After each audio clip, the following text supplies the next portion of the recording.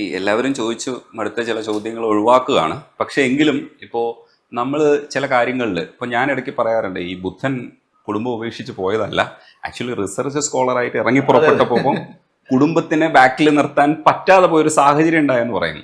അതേപോലെ രാഹുലിന് മനസ്സിനകത്ത് ഒരുപാട് സ്വപ്നങ്ങൾ ഉണ്ടാവാം. അതിൻ്റെ പുറകെ ഇങ്ങനെ പൊക്കോണ്ടിരിക്കുമ്പോൾ ചില കാര്യങ്ങളിൽ ആവശ്യമുള്ള ഒരു സമയം കൊടുക്കാൻ കഴിയില്ല എന്നതുകൊണ്ടായിരിക്കാം രാഹുൽ പല കാര്യങ്ങളും നീക്കി വെക്കുന്നത്. ചോദ്യങ്ങൾ പക്ഷേ വരുമ്പോൾ ഇതിനെ നമ്മൾ പേഴ്സണലി തന്നെ ചിലപ്പോൾ മറുപടി കൊടുക്കേണ്ടി വരും. കാരണം അത്ര അടുത്തേക്ക് അമ്മയൊക്കെയായിരിക്കും ചോദിക്കുന്നത്. പക്ഷെ ഇതിനെ എങ്ങനെ താത്വികമായി അവലോകനം ചെയ്യും? ചോദ്യം തന്നെ അല്പം താത്വികമായിരുന്നു. പൊതുപ്രവർത്തകർ ആരായാലും അത് ഏത് മേഖലയായാലും, അത് രാഷ്ട്രീയമാകട്ടെ, സാഹിത്യമാകട്ടെ, സാംസ്കാരിക മേഖലയാകട്ടെ, പബ്ലിക് സ്പേസിനെ നിൽക്കുന്ന ഏതൊരാൾക്കും, പ്രത്യേകിച്ച് രാഷ്ട്രീയ പ്രവർത്തകർക്ക്, ഒരു രാഷ്ട്രീയ പ്രവർത്തനം രൂപപ്പെടുന്നതിനകത്ത് അയാളുടെ കുടുംബത്തിന്റെ സാക്രിഫൈസ് വളരെ വലുതാണ്, ഭയങ്കര കൂടുതലാണ്. മമ്മൂക്കയുടെ നയം വ്യക്തമാകുന്നു എന്ന് പറയുന്ന സിനിമ കാർത്തികേയൻ സാറിന്റെ ജീവിതത്തോട് വളരെ ചേർന്ന് നിന്നൊരു സിനിമയായിട്ടാണത് അന്ന് കേട്ടിട്ടുള്ളത്. കുറേ അധികം സത്യസന്ധമായ സിനിമ ഈ രാഷ്ട്രീയ സിനിമകളിൽ ഒന്നാണ്.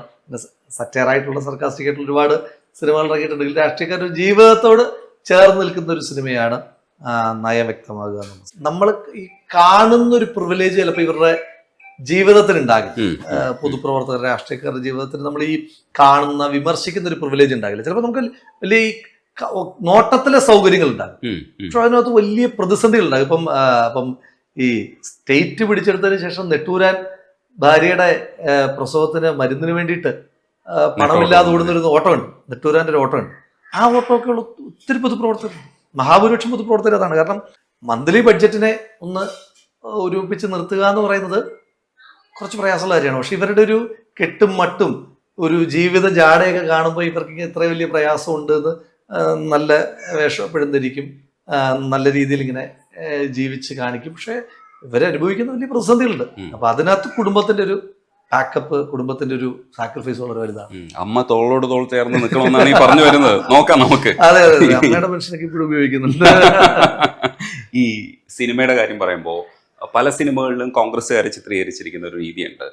അതിപ്പോൾ ക്ലാസ്മേറ്റ്സ് ഉൾപ്പെടെയുള്ള സിനിമകളിൽ കോൺഗ്രസിനെ ചിത്രീകരിച്ചിരിക്കുന്ന രീതിയാണ്. ഇപ്പോൾ ലാൽസലാമിൽ ഇപ്പോൾ കമ്മ്യൂണിസ്റ്റ് പ്രസ്ഥാനത്തെക്കുറിച്ചുള്ള സിനിമയാവുമ്പോഴും അതിനകത്ത് ഉണ്ടാവുന്ന ചില വിമർശനങ്ങൾ ഉണ്ടാവും. പക്ഷെ പൊതുവിൽ ഇടതുപക്ഷ സിനിമകൾക്ക് കിട്ടുന്ന ഒരു സ്വീകാര്യത, അതിപ്പോൾ സന്ദേശം സിനിമ വരുമ്പോൾ മാത്രമാണ് ഒരുപക്ഷെ ഇപ്പുറത്തെ സൈഡിൽ ട്രോളാൻ വേണ്ടിയിട്ട് ഒരു കുന്ന് സാധനങ്ങൾ അതിനകത്ത് ഉണ്ടായിരുന്നു. പക്ഷെ അല്ലെങ്കിൽ ഒരു ഇടതുപക്ഷത്തോട് സപ്പോർട്ട് ചെയ്യുന്ന സിനിമകളായിരുന്നു കൂടുതൽ നമ്മൾ കണ്ടുകൊണ്ടിരുന്നത്. അപ്പം ഇടയ്ക്കിടയ്ക്ക് വരുന്ന ഇത്തരത്തിലുള്ള സിനിമകളിൽ ഈ സന്ദേശം ഒരു വലിയൊരു ബെഞ്ച് മാർക്കാണ് കോൺഗ്രസിനെ സംബന്ധിച്ചിടത്തോളം എന്ന് പറയും. സിനിമകൾ എങ്ങനെയാ ഒബ്സർവ് ചെയ്യുന്നത് ആ തരത്തിൽ? അല്ല, അതിനകത്തൊരു കാരണം, ഞാൻ അതിനെ വിമർശിക്കാനൊന്നുമില്ല.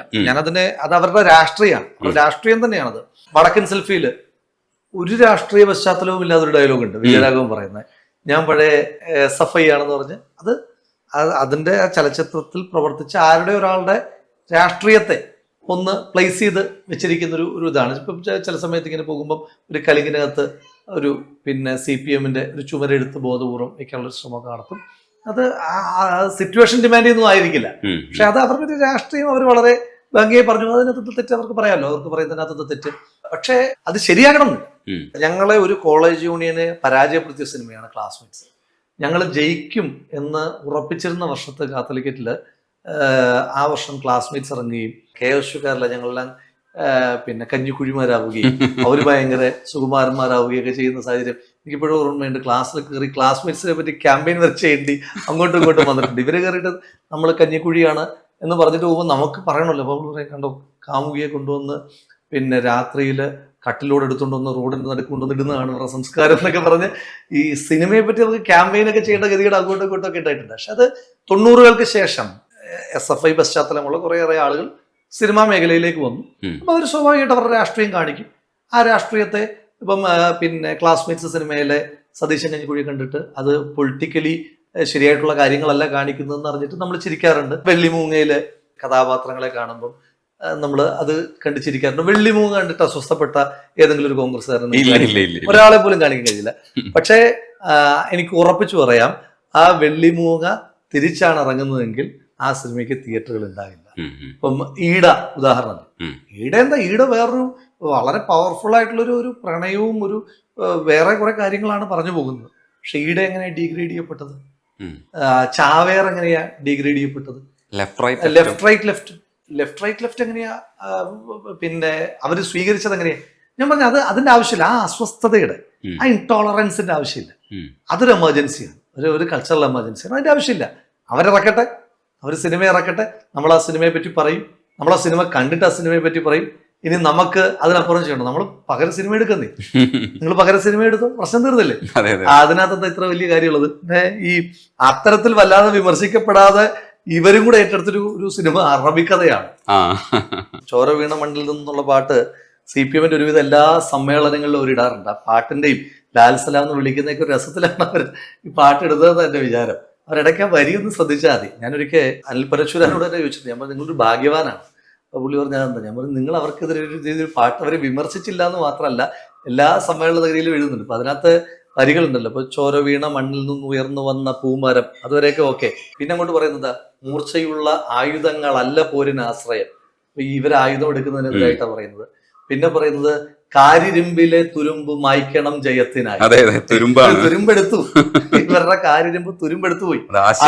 അതെ, ആശയത്തെ പ്രത്യയശാസ്ത്രത്തെ ഭയങ്കരമായി പരിഹസിച്ചിരിക്കുകയാണ്. കാരിരുമ്പിലെ തുരുമ്പ് മായ്ക്കണം ജയത്തിനായി. പിന്നെ പറയുന്നത് സ്മാരകം തുറന്നു വരും വാക്കുകൾ, പിന്നെ നിങ്ങൾക്ക് കാലിടറിയോ എന്ന് ചോദിക്കുന്നുണ്ട്. പിന്നീട് അങ്ങോട്ട് പോകുമ്പോഴത്തേക്കിന് രക്തസാക്ഷിത്വത്തെ പറ്റിയിട്ട് ചോദ്യങ്ങൾ വരുന്നുണ്ട്. പിന്നെ നോക്കുവിൻ സഖാക്കളെ നമ്മൾ വന്ന വീതിയിൽ ആയിരങ്ങൾ ചോര കൊണ്ട് എഴുതി വെച്ച വാക്കുകൾ എന്ന് പറയുന്നുണ്ട്. പിന്നെ പോകുവാൻ നമുക്ക് ഏറെ ദൂരമുണ്ട് ഓർക്കണം, വഴിപിഴച്ച് പോയിടാതെ മിഴുതെളിച്ച് നോക്കുവിൻ എന്നൊക്കെ പറഞ്ഞിട്ട് ഇവരുടെ വഴിപിഴച്ചതിനെ പറ്റി, ഇവർക്ക് കാലിടറിയതിനെ പറ്റി, പ്രത്യയശാസ്ത്ര പരാജയത്തെ പറ്റി എന്ന് വേണ്ട ഇന്ന് കമ്മ്യൂണിസ്റ്റ് പാർട്ടി നേരിടുന്ന എല്ലാ പോരായ്മകളെയും വളരെ കൃത്യമായി കാവ്യാത്മകമായി അദ്ദേഹം വിമർശിച്ചിട്ടും പരിഹസിച്ചിട്ടും ഇത് മനസ്സിലാകാതെ കുറെ സാധുക്കൾ ഈ പാട്ട് വയ്ക്കുന്നുണ്ട്. ബാക്കി എല്ലാ സിനിമകളെയും കടന്നാക്രമിച്ചിട്ടുണ്ട്. പക്ഷെ അതൊരു ആ സഹിഷ്ണുതയോട് എനിക്ക് യോജിപ്പില്ല. ഇപ്പൊ ആഷിഖ് കപൂറിന്റെ രാഷ്ട്രീയത്തെ അതിശക്തമായി നമ്മൾ എതിർക്കുന്നുണ്ട്. ഇപ്പം ആഷിഖ് കപൂറിന്റെ ഒരു 500 രൂപ ചലഞ്ച് ഉണ്ടായിരുന്നല്ലോ. ശ്രീ KM മാണി സാറ് എന്നോട് 500 രൂപ ചലഞ്ച്, ബക്കറ്റ് ചലഞ്ച് വെച്ചിരുന്നു. പിന്നീട് അതേ മാണി സാറിന്റെ സ്മാരകം പണിഞ്ഞപ്പോൾ ശ്രീ ആഷിഖ് കപൂറിന് മിണ്ടാട്ടമില്ലാത്തതും പുതിയ കാലഘട്ടത്തിൽ അഴിമതിയെ പറ്റി മിണ്ടാട്ടമില്ലാത്തതൊക്കെ ആഷിഖ് കപൂറിനോട് നമുക്ക് രാഷ്ട്രീയ ചോദ്യങ്ങളാകാം. പക്ഷെ അതേ സമയത്ത് തന്നെ മായാനദി നമുക്ക് ഭയങ്കര ഇഷ്ടമാണ്, അല്ലേ? പിന്നെ അപ്പുവിനെ നമുക്കിഷ്ടമാണ്, മാത്രമേ നമുക്കിഷ്ടമാണ്, അപ്പുവിന്റെ പിന്നാലെ പോകുന്ന മാത്രമേ നമുക്കിഷ്ടമാണ്. ഒന്ന് പോയി തരുമോ മാത്ത എന്ന് പറയുന്ന അപ്പുവിനെ മാത്രമേ നമുക്കിഷ്ടമാണ്. മാത്രയെ പറ്റി പറയുന്നുണ്ടല്ലോ, ഈ മാത്തൻ പൂച്ചയെ പോലെയാണ്, എപ്പോഴാണെന്നറിയില്ല ചാടി വീഴുന്നത്, ഇരുട്ടത്തുനിന്ന് ചാടി വീഴുന്നത് എന്നൊക്കെ പറയുന്ന ആഷിഖ് കപൂറിനെ നമുക്ക് അത്തരത്തിൽ ഇഷ്ടമാണ്. നമുക്ക് അയാളോട് വിയോജിപ്പ്, അയാളുടെ രാഷ്ട്രീയത്തോട് അതിശക്തമായി വിയോജിപ്പുണ്ട്. പക്ഷെ അയാളുടെ സിനിമയോട് നമുക്ക് ആ വിയോജിപ്പില്ല. റൈഫിൾ ക്ലബ്ബ് കണ്ടിരുന്നു. റൈഫിൾ ക്ലബ്ബ് കണ്ടതിന് ശേഷമാണെന്ന് തോന്നുന്നു ആഷിഖ് കപൂറിനെ ഞാൻ കണ്ടെടുത്തപ്പോൾ ഞാൻ പറഞ്ഞെടുത്തു സിനിമയുടെ ട്രീറ്റ്മെന്റിനെ പറ്റി പറഞ്ഞത്. ഇപ്പം റൈഫിൾ ക്ലബ്ബ് എടുത്തിരിക്കുന്ന ഒരു ട്രീറ്റ്മെന്റ് ഉണ്ട്, വളരെ രസകരമായിട്ട്. ഇപ്പം ഇത് കഴിഞ്ഞിട്ട് എല്ലാ സിനിമയുടെ കഥ നമുക്ക് ചോദിക്കാൻ പറ്റില്ല. റൈഫിൾ ക്ലബിന്റെ കഥ എന്താ ചോദിച്ചു കഴിഞ്ഞാൽ അതറിയില്ല. പക്ഷെ നല്ല രസമല്ലേ? ഈ പിന്നെ അവര് രണ്ടുപേരും കൂടെ ഇങ്ങനെ പരസ്പരം ഇങ്ങനെ വെടിവെച്ചിട്ട് എന്റെ തോക്കിന്റെ ഉണ്ടയാണ് കൊണ്ടതെന്ന് പറഞ്ഞിട്ട് ഇവർ തമ്മിൽ മല്ലിട്ടിട്ട് ചോദിക്കല്ലോ, അല്ല നാത്തൂന് ഇതാണോ ഈ നാത്തൂൻ പറയുന്നത്? രസകരമായിട്ടുള്ള ഭയങ്കര രസമായിട്ടുള്ള ഭയങ്കര രസമായിട്ടുള്ള നാത്തൂൻ പോര് ഇതാണോ എന്ന് ചോദിക്കുന്നത്. പിന്നെ ഇതിനകത്ത് ദിലീഷ് പോത്തന്റെ അളിയൻ ക്യാരക്ടറാണെന്ന് എന്റെ ഓർമ്മ. അവർ തമ്മിലൊരു ഈഗോ ക്ലാഷ് നമുക്ക് ഇങ്ങനെ ത്രൂ ഔട്ട് കാണുന്നുണ്ട്. അപ്പൊ നമ്മൾ വിചാരിക്കും ഇവർ തമ്മിൽ എന്തോ അടി ഉണ്ടാക്കാൻ പോവുകയാണ് ഇതിന്റെ എൻഡിൽ. പക്ഷെ അവരിങ്ങനെ അടുത്ത് നിന്നിട്ട് ഇങ്ങനെ പരസ്പരം ഇങ്ങനെ എൻകറേജ് ചെയ്തിട്ട് ഇങ്ങനെ വെടിവെക്കുന്നവർ ടീസ് ചെയ്തിട്ട് വെടിവെക്കുന്നതൊക്കെ അത് വേറെ ട്രീറ്റ്മെന്റ് ആണ്. എന്തായാലും കഥയെന്ന് ചോദിച്ചാൽ കഥയൊന്നും നമുക്ക് പറയാൻ അറിയില്ല. പക്ഷെ നല്ല രസമായിരുന്നു കണ്ടിരിക്കും. അത് രാഷ്ട്രീയം വേറെ, സിനിമ വേറെ. ഇനി സിനിമയ്ക്കകത്തൂടെ രാഷ്ട്രീയം, ഇപ്പം നാടകങ്ങളുടെ രാഷ്ട്രീയത്തിന്റെ സമയമുണ്ടല്ലോ. നാടകങ്ങളുടെ രാഷ്ട്രീയം ഇറക്കം എങ്ങനെ ചെയ്യുക? ഒരു നാടകം ഇറക്കുമ്പോൾ ഇപ്പുറത്ത് വേറെ നാടകം ഇറക്കണം, അല്ലേ? അതല്ലേ രാഷ്ട്രീയം. ഇപ്പൊ സാംസ്കാരിക മേഖലയിലെ രാഷ്ട്രീയ മത്സരതാണ്. പക്ഷെ നിലവിലെ അങ്ങനെ നമുക്കിപ്പോ നല്ല കഥ എഴുതുന്നത് നമുക്ക് മനസ്സിലാക്കാം, നല്ല സിനിമ എടുക്കുന്നത് നമുക്ക് മനസ്സിലാക്കാം. വളരെ സബ്സ്റ്റാൻഡേർഡ് ആയിട്ടുള്ള സ്റ്റേറ്റ്മെന്റുകൾ ചില സാംസ്കാരിക നായകരെന്ന് വിളിക്കേണ്ടുന്നതാണ് നടത്തുന്നത് നമ്മൾ കാണാറുണ്ട്. അത് ഭയങ്കര പിന്നെ അവരുടെ രചനകളിലെ ഏറ്റവും മോശം രചനയായിട്ട് നമ്മൾ കണ്ടിട്ട് നമ്മൾ തള്ളിക്കളയുക അല്ലാതെ അതിനോട് നമുക്ക് നിവൃത്തിയില്ല. പഴയ കാലത്ത് ഇപ്പം സാംസ്കാരിക പ്രവർത്തകർക്ക് രാഷ്ട്രീയമുള്ളവരുണ്ടല്ലോ, എല്ലാവർക്കും രാഷ്ട്രീയം ഉണ്ടായിരുന്നു. ആ രാഷ്ട്രീയം പറയാം, പക്ഷെ വിധേയത്വത്തിന്റെ രാഷ്ട്രീയം പറയാൻ പറ്റില്ല. ഇപ്പം എല്ലാ വിഷയത്തിലും ഇപ്പം പൊതുപ്രവർത്തകൻ, ഇപ്പം ഒരു CITU പ്രവർത്തകന് CPM ചെയ്യുന്നില്ല, സർക്കാർ ചെയ്യുന്നില്ല, കൊള്ളരുതായ്മകളെ ന്യായീകരിക്കേണ്ടെന്ന ബാധ്യതയുണ്ട്. പക്ഷേ സാഹിത്യ മേഖലയിൽ CITU ഇല്ലല്ലോ. അപ്പൊ അവരെന്തിനാണ് എല്ലാ കൊള്ളരുതായ്മയും ന്യായീകരിക്കുന്നത്? എല്ലാ കൊള്ളരുതായ്മകൾക്കും നിശബ്ദത കാണിക്കുന്നതിനാണ്. എല്ലാ ഇപ്പുറത്തുണ്ടാകുന്ന ചെറിയ കാര്യങ്ങളെ പോലും പർവ്വതീകരിക്കുന്നതിനാണെന്നുള്ളൊരു തോന്നാറുണ്ട്. ഇപ്പൊ ആ തോന്നലില്ലായിരുന്നു. അപ്പൊ നമ്മൾ ചിലപ്പം ആലോചിക്കും, അവര് സാംസ്കാരിക നായകരാണ്, നമുക്ക് തോന്നിയാലല്ലേ നമുക്ക് ആ അസ്വസ്ഥത കാണുള്ളൂ. അതില്ലെങ്കിൽ നമുക്ക് ആ പ്രശ്നമില്ലല്ലോ എന്ന് വിചാരിക്കും. ഒരു ഇൻടോളറൻസ് വേണ്ടെന്ന് പറയാം, വിമർശിക്കാൻ ഇൻടോളറൻസ് വേണ്ട. കുറച്ച് സീരിയസ് ആയിട്ടുള്ള സബ്ജക്ട് സംസാരിച്ചതുകൊണ്ട് ഞാനൊരു സീരിയസ് ആയിട്ടുള്ള ക്വസ്റ്റ്യൻ ചോദിക്കാം. ഈ ഇടതു മനോഭാവം എന്ന് പറയുന്നത് ലോകത്താകമാനം നമ്മൾ കാണുന്ന ഹ്യൂമനിസ്റ്റിക് ആയിട്ടുള്ള ഒരു ആംഗിൾ എടുക്കുക എന്നുള്ളതാണ്. ഇടതു പാർട്ടികൾ ചിലപ്പോൾ അതിനോടൊപ്പം നിൽക്കണമെന്നില്ല. ഇവിടെ ഇപ്പോൾ കോൺഗ്രസും കമ്മ്യൂണിസ്റ്റും ഒക്കെ എൻ്റെ അഭിപ്രായത്തിൽ ഇടത് പാർട്ടികളാണ്. ആ തരത്തിൽ ഇപ്പോൾ വി ഡി സതീശൻ പോലും സംസാരിച്ചിരുന്നു, ഞങ്ങളും ഇടത് പാർട്ടിയാണ് എന്നുള്ള അർത്ഥത്തിൽ സംസാരിച്ചിരുന്നു. അപ്പോൾ ആ ഇടത് പ്രയോഗത്തെ എങ്ങനെയാണ് നോക്കിക്കാണുന്നത്? ഞാൻ അതിന് മറുപടി പറഞ്ഞു കഴിഞ്ഞാൽ ചിലപ്പം ഇതിൽ നിന്ന് കട്ട് ചെയ്ത് പീസ് എടുക്കുന്ന ആളുകൾ വി ഡി സതീശനെ തള്ളി രാഹുൽ എന്ന് പറഞ്ഞിട്ട് സ്റ്റേറ്റ്മെന്റ് ആക്കുക. ഞാൻ ഈ ഒരു ഇടത് ഗ്ലോറിഫിക്കേഷനോട് താല്പര്യമില്ലാത്തതാണ്. What is left? തിയറിറ്റിക്കലി സംസാരിക്കുമ്പോൾ എന്താ ഇടതും വലതും? രാജ്ഞിയുടെ ഇടതുവശത്ത് ഇരുന്ന് രാജ്ഞി എതിർത്ത ആളുകൾ ഇടതുപക്ഷമെന്നും വലതുവശത്ത് ഇരുന്ന് രാജ്ഞി അനുകൂലിച്ച ആളുകൾ വലതുപക്ഷം. ഇതാണല്ലോ അതിന്റെ തിയറി. അതിനകത്ത് ഇങ്ങനെ ഒരു ഗ്ലോറിഫിക്കേഷന്റെ പാത്ത് എന്തിനാ? ഇപ്പം ഇന്ത്യയിലെ ഇടതുപക്ഷം എന്ന് പറയുന്ന പാർട്ടികൾ, ഇപ്പൊ CPM അടക്കമുള്ള പാർട്ടികൾ കാണിക്കുന്നതാണ് ഇടതുപക്ഷമെങ്കിൽ ഐ ആം ആന്റി ലെഫ്റ്റ്. ഇന്ത്യയിലെ വലതുപക്ഷ പാർട്ടിയായ BJP അടക്കമുള്ള ആളുകൾ കാണിക്കുന്നതാണ് വലതുപക്ഷമെങ്കിൽ ഐ ആം ആന്റി റൈറ്റ്. കവിതയിലൂടെ ഗ്ലോറിഫൈ ചെയ്യേണ്ടുന്ന ഒരു കാര്യം ഉണ്ടെന്ന് തോന്നുന്നില്ല. ഇപ്പം ഓരോ പാർട്ടികളുടെ പെർസ്പെക്റ്റീവ്, ഇപ്പൊ ലെഫ്റ്റ് ആണെന്ന് പറഞ്ഞിട്ട് ഇപ്പം ഇവർ പറയുന്നത് ലെഫ്റ്റിന്റെ സോകോൾഡ് നറേഷൻസ് ഉണ്ടല്ലോ, സോകോൾഡ് ഡെഫിനിഷൻസ് ഉണ്ടല്ലോ. എന്താ? പരിസ്ഥിതിവാദം. എലപ്പുള്ളിയില് ബ്രൂവറി, എലപ്പുള്ളി എന്ന് പറയുന്ന കേരളത്തിൽ തന്നെ ഏറ്റവും അധികം ജലദാരിദ്ര്യം, അങ്ങനെ തന്നെ പറയും, ജലദാരിദ്ര്യം നേരിടുന്ന ഒരു പ്രദേശത്ത് ജലചൂഷണത്തിന് ഒരു കമ്പനിക്ക് വഴിവിട്ട് അനുവാദം കൊടുത്തിട്ട് ആ കമ്പനിയെ ന്യായീകരിക്കാൻ വേണ്ടി സോകോൾഡ് ഇടതുപക്ഷത്തിന്റെ വലിയ ബൗദ്ധിക പ്രമുഖനായ ഒരു മന്ത്രി ഇറങ്ങി നിന്ന് ഒരു പ്രൈവറ്റ് കമ്പനിക്ക് വേണ്ടിയിട്ട് വാദിച്ചുകൊണ്ടിരുന്നിട്ട് നിങ്ങൾ അതിനെ ഇടതുപക്ഷം എന്ന് പറയുന്നെങ്കിൽ ആന്റി ലെഫ്റ്റ് അല്ലേ? നിങ്ങളുടെ രാഷ്ട്രീയത്തോട് വിയോജിച്ച് പുറത്തുപോയ TP ചന്ദ്രശേഖരനെ കൊന്നിട്ട് ഐ ആം ലെഫ്റ്റ് എന്ന് പറഞ്ഞാൽ I am strongly anti left. നിങ്ങൾ കേരളത്തിന്റെ 2019 ശേഷമുള്ള കേരളത്തിന്റെ പരിസ്ഥിതി ലോലതയെ തിരിച്ചറിയാതെ, കേരളം എന്ന് പറയുന്നത് ഏത് സമയത്തും പൊട്ടിത്തെറിക്കാൻ പറ്റുന്ന ഒരു എന്താ പറയുക, ആ തരത്തിലൊരു ജോഗ്രഫി കേരളത്തിനായി കഴിഞ്ഞു, ഒരു പരിസ്ഥിതി ആയി കഴിഞ്ഞു. ആ പരിസ്ഥിതിയിൽ അതൊന്നും നോക്കാതെ നിങ്ങൾ എംബാങ്ക്മെന്റ് കെട്ടാനാണ് തീരുമാനിക്കുന്നതെങ്കിൽ, നിങ്ങൾ കേരളയിൽ കൊണ്ടുവരാനാണ് തീരുമാനിക്കുന്നതെങ്കിൽ അതിനെ നിങ്ങൾ ലെഫ്റ്റ് എന്ന് പറഞ്ഞാൽ ഐ എം ആന്റി ലെഫ്റ്റ്. തിരുവനന്തപുരത്ത് കുറേ മനുഷ്യന്മാർ, ആശാ വർക്കർമാർ 7,000 രൂപ ഓണററി 3 മാസം മുടങ്ങിയിട്ട് കിടക്കുകയാണ്. ആ ആശാ വർക്കർമാർ എന്താ ചെയ്യുന്നത്? നമ്മുടെ വീട്ടിൽ ഒരു സ്ത്രീ ഗർഭിണിയായാൽ അവരുടെ തൂക്കം നോക്കാൻ വരണം, അവര് കുഞ്ഞുണ്ടായി കഴിഞ്ഞാൽ കുഞ്ഞിന്റെ തൂക്കം നോക്കാൻ വരണം, അവര് പ്രസവിച്ചു കഴിയുമ്പോൾ മുലയൂട്ടുന്ന അമ്മയുടെ തൂക്കം നോക്കാൻ വരണം, തളർന്നു കിടക്കുന്ന ഒരാളുണ്ടെങ്കിൽ അവരുടെ തൂക്കം നോക്കാൻ കയ്യിൽ എടുത്തു നോക്കണം, മന്ദിനെതിരെ പോരാടുമ്പോൾ വേണം, കോവിഡിനെതിരെ പോരാടുമ്പോൾ വേണം, പോളിയോയ്ക്കെതിരെ പോരാടുമ്പോൾ വേണം. അവർ സമരം ഇരിക്കുമ്പോൾ മന്ത്രി വീട്ടിൽ കേട്ടില്ല. അതാണ് ലെഫ്റ്റ് എങ്കിൽ ഐ ആം ആന്റി ലെഫ്റ്റ്. ഓണായി. പൊളിറ്റിക്കൽ ചോദ്യം ചോദിച്ചപ്പോ ഇടതടവില്ലാതെ സംസാരിക്കുന്ന നാക്കിന്റെ ഒരു സ്പോണ്ടേനിറ്റി ഇല്ലേ? ലെഫ്റ്റിന്റെ ഒരു ഗ്ലോറിഫിക്കേഷൻ.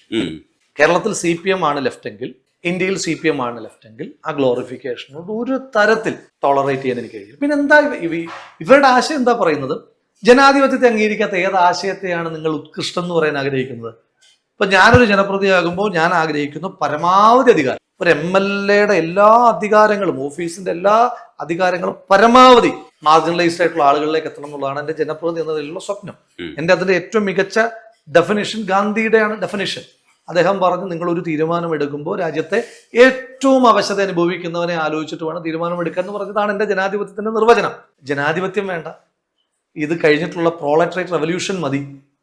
ജനാധിപത്യം എന്ന് പറയുന്ന ഒരു താൽക്കാലിക സംവിധാനം മാത്രമാണ്. അതിനുശേഷം ഒരു ബ്ലഡ് ഷെഡ് റെവല്യൂഷൻ വേണമെന്ന് ആഗ്രഹിച്ച് ജനങ്ങളുടെ കയ്യിൽ നിന്ന് അധികാരം എടുക്കണമെന്ന് ആഗ്രഹിക്കുന്നത് എന്ത് ലെഫ്റ്റാ? എനിക്കത് ജസ്റ്റിഫൈഡ് അല്ല. ഞാൻ അങ്ങനെ അങ്ങനെയൊക്കെയുള്ള കാറ്റഗറി എടുത്താൽ ഞാൻ എത്രമാത്രം ആന്റി റൈറ്റ് ആണോ ഞാൻ അത്രമാത്രം തന്നെ ആന്റി ലെഫ്റ്റും. അപ്പോൾ കുറച്ചുകൂടെ രാഹുലിന്റെ സോഫ്റ്റ് ആയിട്ടുള്ള ഏരിയ നമുക്ക് കുറച്ചുകൂടെ എക്സ്പ്ലോർ ചെയ്യാൻ തോന്നുന്നു. ഇല്ലെങ്കിൽ ഭയങ്കര പ്രാസംഗികനായി മാറും. ശരിക്കും കവിതയൊക്കെ ഉള്ളിലുണ്ട്. ഈ എപ്പോഴെങ്കിലും സ്വകാര്യമായിട്ടെങ്കിലും ചൊല്ലി നോക്കൂല? ഇപ്പൊ ഞങ്ങളൊക്കെ ബാത്റൂമിൽ പാടുന്നവരാ. ഞാൻ ബാത്റൂമിൽ ഗംഭീരമായിട്ട് പാടുന്നു. ബാത്റൂമിൽ ഗംഭീരമായിട്ട് പാടിയിട്ട് ഞാൻ തന്നെ എന്തൊരു പാട്ടാടേതൊക്കെ ചോദിക്കാറുണ്ടെങ്കിലും ബാത്റൂമിൽ പാടാത്ത മനുഷ്യന്മാരാണ്. ഞാന് ബാത്റൂമിൽ ഇരിക്കുമ്പോൾ പാട്ട് കേൾക്കുന്ന ആളാണ്. അപ്പം ഞാൻ എൻ്റെ വീട് റെനോവേറ്റ് ചെയ്തപ്പം ബാത്റൂമിനകത്തൊരു സ്പീക്കർ, ആഡംബരമൊന്നുമല്ല കേട്ടോ, ആഗ്രഹങ്ങളാണ്, സ്പീക്കർ ചെയ്ത ഒരാളാണ്. സ്പീക്കർ ചെയ്തിട്ട് അപ്പം എനിക്കിപ്പോൾ, കാരണം ഈ ഫോണിൽ പാട്ട് കേൾക്കുമ്പം ഈ ഫോൺ താഴെ വീഴുമെന്ന് പേടിക്കണം, വെള്ളത്തിൽ പോകുമെന്ന് പേടിക്കണം, അങ്ങനെയൊക്കെയുള്ള ആശങ്കകൾ ഉണ്ടാവുമല്ലോ. പിന്നെ കോൾസ് വരുമ്പോൾ പാട്ട് കെട്ടാകും, ബാത്റൂമിനകത്തൊരു സ്പീക്കറൊക്കെ വെച്ചിട്ട് സെറ്റ് ചെയ്ത് വെച്ചിട്ട് പാട്ടിന് കേട്ട് ഇപ്പം ബാത്റൂമിൽ പാട്ട് കേൾക്കുന്നതാണ്. പാട്ട് ഇപ്പം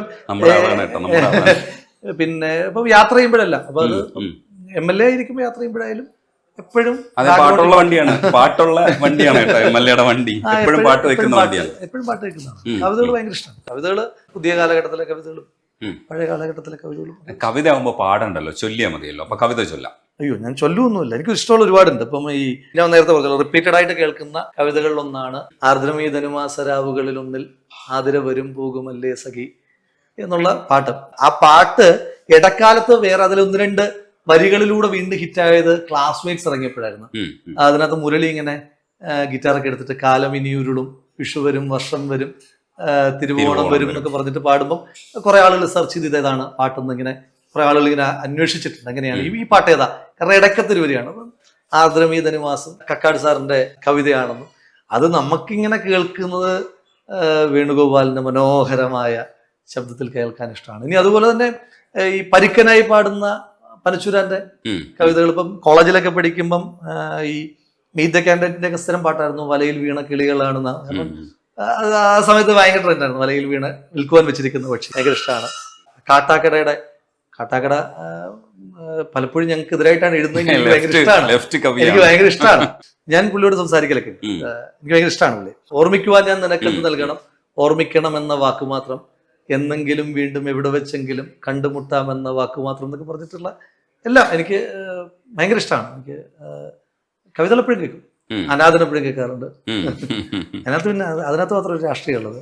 ഇങ്കുലാബിൻ മക്കൾ ആരും അറിഞ്ഞില്ല, ഉദരത്തിലെ രാസമാറ്റം ഉലകത്തിലെവിടെയും ഭരണത്തിലല്ലയോ നോട്ടത്തൊക്കെ പറഞ്ഞിട്ട് അതിനകത്ത് രാഷ്ട്രീയമൊക്കെ ഉണ്ട്. കവിതകളൊക്കെ കേൾക്കും. പിന്നെ ഹിന്ദി സോങ്സ് ഒക്കെ നിരന്തരമായിട്ട് ആരാധിക്കുന്ന ഒരു രാഹുൽ ഉണ്ടെന്നും ഞാൻ മനസ്സിലാക്കുന്നുണ്ട്. അത് കരക്കമ്പി. എനിക്കങ്ങനെ അങ്ങനെ ഭാഷയൊന്നുമില്ല, നല്ല പാട്ടുകളൊക്കെ ഇഷ്ടമാണ്.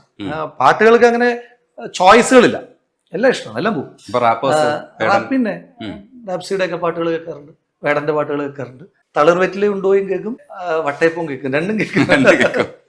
തളിർവെറ്റിലെ ഉണ്ടോ എനിക്ക് ഭയങ്കര ഇഷ്ടമുള്ളൊരു പാട്ടാണ്. അത് എന്താ കാരണം എന്നൊന്നും എനിക്കറിയില്ല. ഇങ്ങനെ ചിത്രയിച്ചു തന്നു അല്ലേ, ഭയങ്കര മനോഹരമായിട്ട് ഇങ്ങനെ ഭയങ്കര മനോഹരമായിട്ട് അതില് ഇടക്കത്തെ വഴികളൊക്കെ ഉണ്ടല്ലോ. നടവഴി ഇടകളിൽ നടുമുറ്റങ്ങളിൽ ഒരു കഥ നിറയുകയായി, ഒരു പിടി അവലിൻ കഥ പോലെ ഇവളുടെ പരിണയ കഥ പറഞ്ഞു, പറയാതറിഞ്ഞവർ പരിഭവം പറഞ്ഞു എന്നൊക്കെ പറഞ്ഞിട്ട് നല്ല രസമായിട്ട്. ഏറ്റവും രസം പറയാതറിഞ്ഞവർ പരിഭവം പറഞ്ഞു എന്നാണ്.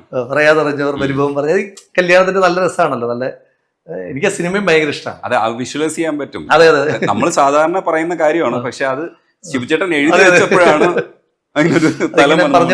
പലരായിട്ട് പറഞ്ഞിങ്ങനെ ആ പരിണയ കഥ എല്ലാരും പറഞ്ഞിട്ട് പറയാതറിഞ്ഞവർ ഇങ്ങനെ പരിഭവം പറഞ്ഞിട്ട് ഭയങ്കര രസമാണ്, ഭയങ്കര രസമാണ്. റിപ്പീറ്റ് വാല്യൂ ഉള്ള പാട്ടുകളുണ്ട്. ഇപ്പോഴത്തെ മോശമാണെന്നല്ല, ഇപ്പോഴത്തെ പാട്ടുകൾ നമ്മളതുപോലെ ആസ്വദിക്കുന്നതാണ്. എനിക്ക് സിനിമ ഇഷ്ടമാണ്. പൊളിറ്റിക്കൽ കറക്റ്റ്നെസ് പറയേണ്ടി വരും. ഇപ്പോഴൊക്കെ അല്ല, ഇപ്പൊ ഈ പൊളിറ്റിക്കൽ കറക്റ്റ്നെസ്സിന്റെ കാര്യത്തിനകത്ത് അതിനകത്ത് എനിക്കൊരു അഭിപ്രായമുണ്ട്. അതായത് ഇപ്പം നമ്മുടെ സമൂഹത്തിലെ ചില കഥാപാത്രങ്ങളാണല്ലോ അവര്, അങ്ങനെ സംസാരിക്കുന്ന ആളുകളുണ്ടല്ലോ. ഒന്ന് പിന്നെ വേറൊരു കാര്യം എന്ന് പറയുന്നത്, ഫെമിനിസം ഡെവലപ്പ് ചെയ്യപ്പെട്ട ഒരു ഫെമിനൈൻ ചിന്താഗതിയൊക്കെ ഫെമിനിസം ഒക്കെ ഡെവലപ്പ് ചെയ്യപ്പെട്ടൊരു കാലഘട്ടമുണ്ട്. ആ കാലഘട്ടം ഒരു വലിയ ഒരു റവല്യൂഷനാണ്, നമ്മുടെ സമൂഹത്തിൽ ഉണ്ടാകുന്ന ഒരു വലിയ വിപ്ലവമാണ്. നവോത്ഥാനത്തിന് മുമ്പുള്ള കാലഘട്ടമുണ്ട്, നവോത്ഥാനത്തിന് ശേഷമുള്ള കാലഘട്ടം. നവോത്ഥാനമാണ് അതിന്റെ ബെഞ്ച് മാർക്ക്, അതാണ് ആളുകളെ മാറ്റുന്നത്. അപ്പൊ അതിന് മുന്നേ ഉള്ള കാലത്ത് നമ്മൾ അങ്ങനെ വേണം കാണാൻ. അതൊന്നും എത്തപ്പെടാത്ത കാലമായി വേണം നമ്മൾ അതിനെ കണക്കാക്കാനായിട്ട്. അപ്പം പൊളിറ്റിക്കൽ കറക്റ്റ്നെസ്സിനെ പറ്റി വല്ലാതെ ചർച്ച ചെയ്യപ്പെട്ടിട്ടില്ല. അതിപ്പോ നമ്മുടെ പല പഴയ നേതാക്കന്മാരുടെ പ്രസംഗങ്ങളും പൊളിറ്റിക്കലി കറക്റ്റ് അല്ലാത്ത സ്റ്റേറ്റ്മെന്റുകൾ വരും. അവരാണ് കൂടുതലായിട്ട് നിരന്തരമായിട്ട് ഇങ്ങനെ പ്രസംഗം വഴി വിവാദത്തിൽ വരുന്ന പഴയ നേതാക്കന്മാരാണ്. അവരുടെ പ്രധാനപ്പെട്ട കാരണം അവരതില്ലാത്ത കാലഘട്ടത്തിലാണ് സംസാരിച്ച് ശീലിച്ച് തുടങ്ങിയത്. അത് ശരിയാണെന്ന് ചോദിച്ചല്ല. ഇപ്പം എൻ്റെയൊക്കെ കുട്ടിക്കാലത്ത് ആളുകളുടെ ശരീരരൂപം വെച്ചിട്ട് ഇരട്ട പേരുകൾ ഉണ്ടായിരുന്നു. ഇന്നത്തെ കാലത്ത് നമുക്ക് ഏതെങ്കിലും ഒരു സ്കൂളിലോ കോളേജിലോ അങ്ങനെ ഒരു പേര് കേൾക്കാൻ കഴിയും. ഇടപാട് തീരും. അത് ഈ പൊളിറ്റിക്കൽ കറക്റ്റ്നെസിന്റെ കാലഘട്ടമാണ്. ഇനി ആ കാലഘട്ടത്തിൽ പോലും അപ്പം ഞാൻ ജയിലിൽ കിടക്കുമ്പോൾ ഒരു പ്ലോട്ടാണ്, ഒരു പിള്ളേക്കൊല്ലി പ്രഭാകരൻ എന്ന് പറയുന്ന ഒരാളെ പറ്റി, ഒരു ക്രിമിനലിനെ പറ്റി ഇങ്ങനെ കേട്ടു, ഒരു ത്രെഡായിട്ട് ഇങ്ങനെ മനസ്സിൽ കിടക്കാണ്. അപ്പൊ അയാളെ കാണിക്കുമ്പം അയാൾ ചെയ്ത ക്രൂരതയല്ലേ കാണിക്കാൻ പറ്റുള്ളൂ. അതിനെതിരായ അതാണല്ലോ, അത് കാണിച്ചല്ലേ പറ്റൂ. ഗ്ലോറിഫൈ ചെയ്യുന്നേ ഉള്ളൂ. അപ്പം ആ ഒരു കാലഘട്ടത്തിന്റെ സിനിമകളാണ്. അതിപ്പം നരസിംഹവും ആറാം തമ്പുരാനും പിന്നെ രാവണപ്രഭുവും ദേവാസുരവും ഒക്കെ വിലയിരുത്തുമ്പോൾ അതൊന്നും ഇല്ലാത്ത കാലഘട്ടത്തിലാണ് അതൊക്കെ ഇറങ്ങിയത് എന്നുള്ളൊരു കാര്യമുണ്ട്. അത് ശരിയാണോ തെറ്റാണോ എന്നുള്ളതല്ല, ഇല്ലാത്ത കാലഘട്ടത്തിലാണ് ഇതൊക്കെ ഇറങ്ങിയത്. പക്ഷെ അന്ന് നമ്മളതൊക്കെ ആസ്വദിച്ചിരുന്നു. ഈ സിനിമയെ കുറിച്ച് ചോദിക്കും പോലെ 10 പ്രണയഗാനം ഇഷ്ടപ്പെട്ട ഓർഡറിൽ പറയാൻ പറഞ്ഞു കഴിഞ്ഞാൽ ഒരു എക്സസൈസ് ആവും. ഞാൻ കുടുങ്ങിപ്പോവും. കുടുങ്ങട്ടെ. അപ്പൊ എല്ലാവർക്കും പ്രണയിനികളൊക്കെ ഓർത്ത് വെച്ചോളാം കേട്ടോ. നിങ്ങളടുത്ത് ഇത് പറഞ്ഞത് ഏത് പാട്ടാണെന്നുള്ളത് ഓർക്കാൻ പറ്റുന്ന അവസരമാണ്, റീകളക്ട് ചെയ്യാൻ പറ്റുന്ന അവസരമാണ്. പാട്ടുകൾ ഓർക്കാൻ പറഞ്ഞ എ റഹ്മാന്റെ ഒരുവിധം എല്ലാ പാട്ടുകളും ഇഷ്ടം. കാതൽ റോജാവെ ഭയങ്കരമായിട്ട് ഇഷ്ടമാണ്. റുക്കുമണിയെ ഇഷ്ടമാണ്. മുതൽവനിലെ എല്ലാ പാട്ടുകളും, മുതൽവനിലൊക്കെ എല്ലാ പാട്ടുകളും ഇഷ്ടമാണ്. ദിൽസേറെ ഭയങ്കര ഇഷ്ടമാണ്. എനിക്ക് തന്നെ കുറച്ച് കഴിയുമ്പോൾ വിഷമം തോന്നുന്നു, ഇത് പറഞ്ഞില്ലല്ലോ. ഇപ്പം സന്യാസിനെ തൊട്ട് ഇങ്ങോട്ട് വരുമ്പം ഒരു കുഞ്ഞു പൂവിന്റെ ഇതളിൽ നിന്ന് ഒരു നറു പുഷ്പമായി, പിന്നെ നീ ഒരു പുഴയായി തഴുകുമ്പോൾ ഇഷ്ടമാണ്. പറയാതെ അറിയാതെ ഇഷ്ടമാണ്. പറയാൻ മറന്ന പരിഭവങ്ങൾ ഇഷ്ടമാണ്. പിന്നെ എനിക്കിഷ്ടമല്ലാത്ത പാട്ടുകളായിരിക്കും കുറവ് തോന്നുന്നു. മിഴിയിൽ നിന്ന് മിഴിയിലേക്ക് നേരത്തെ പറഞ്ഞതുകൊണ്ട് ഇഷ്ടമാണ്. കളഭം തരാൻ ഇഷ്ടമാണ്. ചന്ദ്രോത്സവം ഭയങ്കര രസമുള്ള സിനിമയാണ്. എനിക്ക് ഭയങ്കര ഇഷ്ടമാണ്. അത്ര കണ്ട് തിയേറ്റർ വിജയം ഉണ്ടായിട്ടുണ്ടോ എന്ന് എനിക്ക് സംശയമാണ്. ഇതിനകത്ത് ഞാനിങ്ങനെ എപ്പോഴും ഇങ്ങനെ കേൾക്കുന്നൊരു ഡയലോഗ് ഉണ്ട്. ഈ ചിറക്കൽ ശ്രീഹരി കല്യാണം കാണാനായിട്ട് വരികയാണ്. എന്നോട് കല്യാണം കാണാനായിട്ട് വരുമ്പം ഇങ്ങനെ ഒരു സുഹൃത്തുക്കളുടെ കൂടെ ശ്രീരാമനും അങ്ങനെ കുറച്ച് ആളുകളൊക്കെ ഉണ്ട്. അപ്പോൾ അവരെല്ലാം കൂടെ ഒരു വെള്ളവടി സെറ്റപ്പിലേക്ക് ഇരുന്നിട്ട് ജീപ്പിന്റെ അടുത്തൊക്കെ നിന്നിട്ട്, അപ്പോൾ അന്നേരമാണ് ഭീമന്റെ കുത്താനായിട്ട് പോകുന്നത്. അപ്പോൾ ഇങ്ങനെ തവളക്കണ്ണി എന്നിരട്ട പേര് ആര് വിളിച്ചാലും തിരിഞ്ഞു എന്നറിയാവുന്നത്ര വിളിച്ചവൾ എന്നൊക്കെ പറഞ്ഞിട്ട് ഇങ്ങനെ കടന്നു പോയിട്ട് മുന്നോട്ട് പോയിട്ട് ഏറ്റവും അവസാനം നോക്കടാ ചിറക്കൽ ശ്രീഹരിയുടെ പെണ്ണായിരുന്നവൾ എന്നൊക്കെ പറഞ്ഞിട്ടുള്ളൊരു രസമുള്ളൊരു ഡയലോഗ് ഉണ്ട്. ഞാൻ എൻ്റെ പൊളിറ്റിക്കൽ കറക്റ്റ്നസ് ഒന്നുമില്ല. ആദ്യമായി മുഴുപ്പാവാട ഉടുത്ത നാൾ ചേർച്ചയുണ്ടോന്ന് ചോദിച്ചു വന്നവളെന്നും, പിന്നെ കഥകളി കാണാൻ പോയിട്ട് കണ്ണിൽ നോക്കിയിരുന്ന് നേരം വെളുപ്പിക്കാൻ കൂട്ടിരുന്നൊക്കെ കൂട്ടുകാരി എന്നൊക്കെ പറയുന്നത് നല്ല രസം. ഭയങ്കര എക്സ്ട്രീം റൊമാൻസിലൊരു നല്ല സിനിമയാണ് ചന്ദ്രോത്സവം. ചില സിനിമകൾ അങ്ങനെയാണല്ലോ, ഈ നമുക്ക് ഭയങ്കരമായിട്ട് ഇഷ്ടപ്പെടും, പക്ഷെ തിയേറ്ററിൽ അക്കാലത്ത് അത്ര കണ്ട് ആഘോഷിക്കപ്പെട്ടിട്ടുണ്ടോ എന്ന് സംശയമുള്ള ചില സിനിമകളുണ്ട്. ഓർത്തപ്പോ പറഞ്ഞു പാട്ടുകൾ എക്സസൈസ് ചെയ്യും. പാട്ടുകൾക്കൊപ്പം സൗഹൃദത്തിനെ ഒരുപാട് മാനിക്കുന്ന ഒരാളാണ്. ഇപ്പൊ ഷാഫി മാത്രമല്ല, ഒരുപാട് പേര് ഇങ്ങനെ സൗഹൃദത്തിന്റെ കൂടെ സഹോദരൻ എന്നൊക്കെ തുല്യമായിട്ടുള്ള സ്നേഹമുള്ള ഒരാളെ കുറിച്ച് പറയുമ്പോൾ നിങ്ങൾ വാചാലനാവും. അതേപോലെ തന്നെയാണ് മമ്മൂക്കയെ കുറിച്ച് ഇടയ്ക്ക് പറയുന്നത് കേട്ടപ്പോൾ മമ്മൂക്കയായിട്ട് ശരിക്കും പേഴ്സണലി ഒരു ബന്ധമുണ്ട്. അപ്പോൾ നിങ്ങൾ പറയുമ്പോഴാണ് ഞാൻ അറിയുന്നത് ശരിക്കും അങ്ങനെ ഒരു ആളെ ഇങ്ങനെ കാണുന്നുണ്ട്, ഇല്ലെങ്കിൽ അത്തരം ഒരു ആളാണ് ഷാഫി എന്നുള്ളത് മനസ്സിലാക്കുമ്പോൾ ഒരു രസം ഉണ്ടായിരുന്നു. അതൊന്ന് പറയൂ. ഞാൻ എല്ലാവരോടും ഓക്കെയാണ്. എല്ലാവരോടും ഒരു മിനിമം ബന്ധം എല്ലാവരോടും ഉണ്ട്. പിന്നെ നമ്മൾ ഉള്ളിലേക്ക് എടുക്കുന്ന ചില ആളുകളുണ്ട്.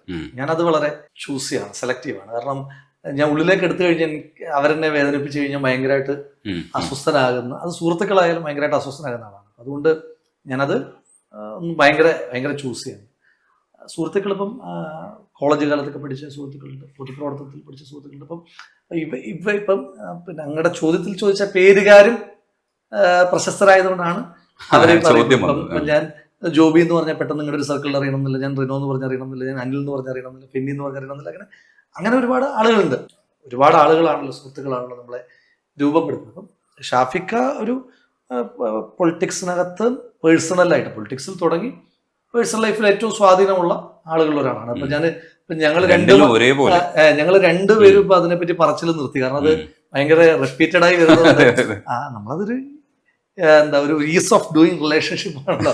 ഒരു ബന്ധം ഇങ്ങനെ വളരെ നന്നായി പോയിക്കൊണ്ടിരിക്കുന്നു. അത് അങ്ങനെ പോകുന്നവരുണ്ട്. ഇപ്പൊ വിഷ്ണുവായിട്ട് ഞാൻ പറഞ്ഞല്ലോ, ഇപ്പോൾ നമ്മൾ ചെറുതിലേ തൊട്ട് കാണുന്ന ഒരാളാണ്. പിന്നെ ഒരുപാട് സുഹൃത്തുക്കൾ. ഇപ്പം ബലറാമേട്ടൻ വളരെ അടുത്ത സുഹൃത്താണ്. ഇപ്പൊ ഹൈബിച്ചേട്ടൻ വളരെ അടുത്ത സുഹൃത്താണ്. പറയാൻ പോയി കഴിഞ്ഞാൽ ആരുടെയൊക്കെ പേര് റോജേട്ടൻ, അങ്ങനെ വേണ്ട എല്ലാ യങ്സ്റ്റേഴ്സ് ആയിട്ടുള്ള എല്ലാ ആളുകളുമായിട്ടും വളരെ അടുത്ത ബന്ധമുണ്ട്. അതേസമയം തന്നെ സീനിയേഴ്സ് ആയിട്ടുള്ള ആളുകളോടും അവരെ നമ്മളിങ്ങനെ എപ്പോഴും ഇങ്ങനെ ഒബ്സർവ് ചെയ്യും, അവരെ കേൾക്കാൻ ഇഷ്ടപ്പെടുകയാണ്, അവരോട് യാത്ര ചെയ്യും, അവരിൽ നിന്ന് പഠിക്കാൻ ശ്രമിക്കുകയാണ്.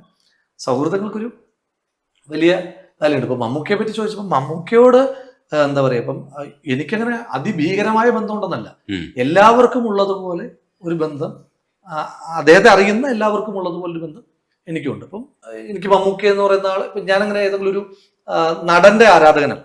സിനിമകളുടെ നടന്റെയോ നടിയുടെയോ ആരാധകനാണ്, സിനിമകളുടെ ആരാധകനാണ്. നല്ല സിനിമ ആര് ചെയ്താലും എനിക്കിഷ്ടമാണ്. ഞാൻ അവരെ വിളിക്കും, അഭിനന്ദിക്കും. സിനിമ ഇഷ്ടമായില്ലെങ്കിൽ വിടും. നമുക്ക് ഇഷ്ടമായില്ല എന്ന് പറഞ്ഞ് അതിനെ ഇപ്പം നമുക്കാണല്ലോ ഇഷ്ടമാകാത്തത്, വേറൊരാൾക്ക് ഇഷ്ടമാകും. അപ്പം അതുകൊണ്ട് നമ്മൾ അതിനെപ്പറ്റി അങ്ങനെ പറയൽ വളരെ കുറവാണ്. അപ്പം അങ്ങനെ മമ്മൂക്കയെ നമുക്ക് അങ്ങനെയുള്ളൊരു ഇതുണ്ടായിരുന്നുള്ളൂ. നമുക്ക് ഇഷ്ടമുള്ള ഒരുപാട് നല്ല കഥാപാത്രങ്ങൾ അല്ലേ, ഒരുപാട് നമുക്ക് മനസ്സിലേക്ക് വരുന്ന ഒരുപാട് നല്ല കഥാപാത്രങ്ങൾ, ഒരു ഭയങ്കര വൈവിധ്യമുള്ള ഒരുപാട് കഥാപാത്രങ്ങളെ നമുക്ക് തന്നൊരു മനുഷ്യൻ. അപ്പൊ എനിക്ക് മമ്മൂക്കി കാണണം എന്നൊരു ഇൻട്രസ്റ്റ് ഉണ്ടായിരുന്നു. ചിലരെയൊക്കെ നമ്മൾ കാണുന്നതാണല്ലോ, സ്വാഭാവികമായി കാണുന്നതാണ്. അപ്പൊ അതിന്റെ ഭാഗമായിട്ട് ഞാനിങ്ങനെ ആൻഡോ ജോസഫിനോട് പറഞ്ഞു എനിക്കിങ്ങനെ മമ്മൂക്കി ഒന്ന് കാണണം. പറഞ്ഞു കാണാമെന്ന് പറഞ്ഞു. അപ്പൊ ഞാനത് പറഞ്ഞു, അത് എൻ്റെ ഒരു ആഗ്രഹം അവിടെ പ്ലേസ് ചെയ്ത് വിട്ടു.